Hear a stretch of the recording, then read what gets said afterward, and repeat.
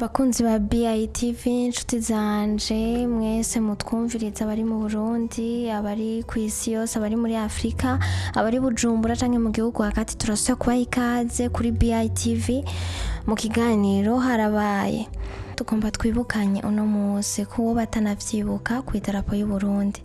Mu kirundi ciza, ibendera y'u Burundi. Ibendera y'u Burundi canke ibendera iyo ariyo yose y'igihugu ni ikimenyetso kiranga ico gihugu. Iyo badugije ibendera y'ikintu ico arico cose kiba gifise ico giserukira. Twe natwe turafise ibendera y'igihugu cacu. Iyo bendera rero y'ico gihugu cacu uno munsi hari abashobora kuba batibuka ibiririko naho boba bayibona misi yose, canke batigeze bamenya ingene vyoba vyarakurikiranye, ingene yahinduwe, canke uwo ari we wese ugasanga ntanazi insiguro naho yovyumva ariko ntamenye insiguro ya nyayo y'ibendera. Rero ni uyu mwanya mwiza wo kwibukanya mu mwanya muto cane, mu minota mikeya, ibiranga iyo bendera y'igihugu cacu, tukongera tukibuzanya n'utuntu duto duto nk'uwoba atazi ryari yatanguye canke ryari batanguye kuyimanika ubwa mbere n'ibindi. Nikaze mu kiganiro cacu. Ibendera y'igihugu cacu rero isanzwe ifise iforoma y'urukiramende, ikaba ifise amabara atatu n'inyenyeri zitatu. Ayo mabara atatu ni iry'urwatsi rubisi, ni iryera hamwe n'iritukura. Ibara ritukura risigura ukwitanga n'umuruho vyakoreshejwe mu kugira ngo turonke kwikukira ku Burundi. Ibara ryera naryo risigura amahoro, hama ibara risa n'icatsi kibisi naryo rigasigura icizere. Ko rero biri iryo bendera ntiryamye riri uko, ikiri ku ntwaro ya cami idarapo y'u Burundi yaserukira ingoma yitwa Kagenda, aho ubutumwa bwaba bushatse gutangwa n'ingoma butatahurwa n'uwari we wese, niko biyumvira yuko butahurwa n'abami gusa, abatwara ico gihe. Aho rero hahinduriwe intwaro ya cami n'idarapo y'u Burundi yarahinduwe muri Munyonyo 1966. Haca haboneka idarapo nshasha igenekerezo rya 28 z'ukwezi kwa gatandatu 1967. 1967 Kagenda yasubiriwe n'igiterwa c'amasaka, aho ayo masaka asanzwe yitwa kandi amahonda mu ntara bivanye n'intara umwe wese ashobora kubavamo. Ico giterwa rero c'amahonda cari igiterwa cubashwe mu gihugu cacu, giserukira Uburundi kikongera kigasigura iterambere. Uko ibendera ry'igihugu cacu ryagiye rirakurikirana mu guhindurwa, twikukira itariki imwe y'ukwezi kw'indwi 1962 gushika itariki 28 z'ukwezi kwa 11 Munyonyo 1966 yari ingoma ya Kagenda. Hariko Kagenda, ahari inyenyeri, aho ubu twebwe tubona hari inyenyeri ico gihe hari Kagenda. Itariki 28 z'ukwezi kwa Munyonyo 1966 gushika itariki 29 ico gihe urumva niho bariko baragerageza guhindura, nta cari kiriko. Hanyuma itariki 29 z'ukwezi kwa 11 1966 gushika itariki 28 z'ukwezi kwa gatandatu 1967 hariko igiterwa c'amasaka. Amasaka ariyo twavuze yuko hariho izindi ntara bashobora kuba bayita amahonda.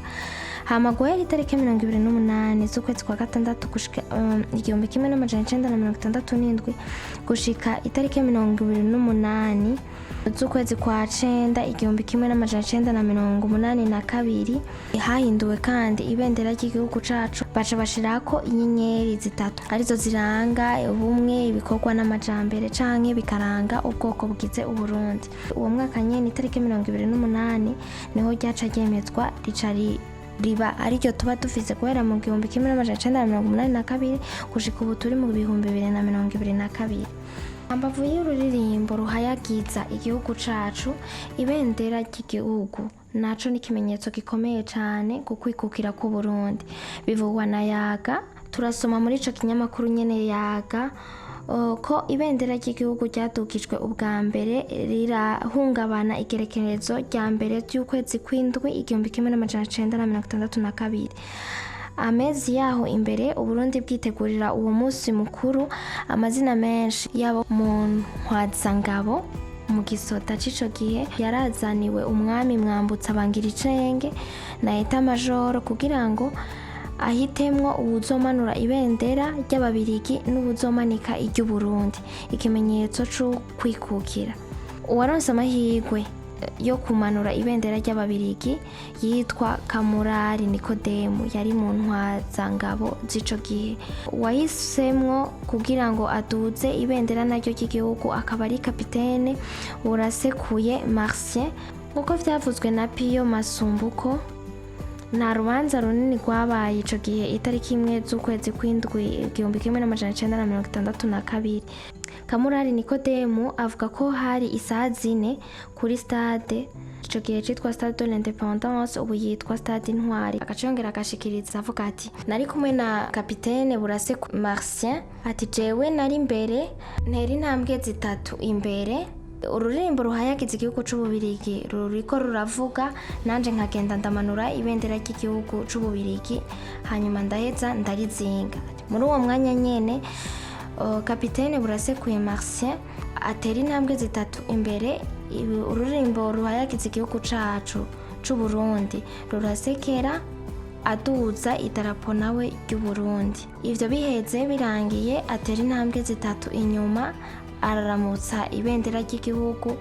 Ibisasu 21 birumvikana, Uburundi buba burikukiye. Nivyo bike muri vyinshi nashatse ko twibukanya mu biranga ibendera ry'igihugu cacu, kugira ngo n'uwo bobaza ntihagire ubusanga yavyibagiye canke atakivyibuka. Murakoze cane naho ubutaha, ariko ntiwibagire kugira subscribe, ntiwibagire kugira share, ntiwibagire no gukomenta hamwe no gupartaja ibiganiro vyacu. Murakoze cane, ndabakunda, umukama akomeze kubarinda, ibihe vyiza mwese.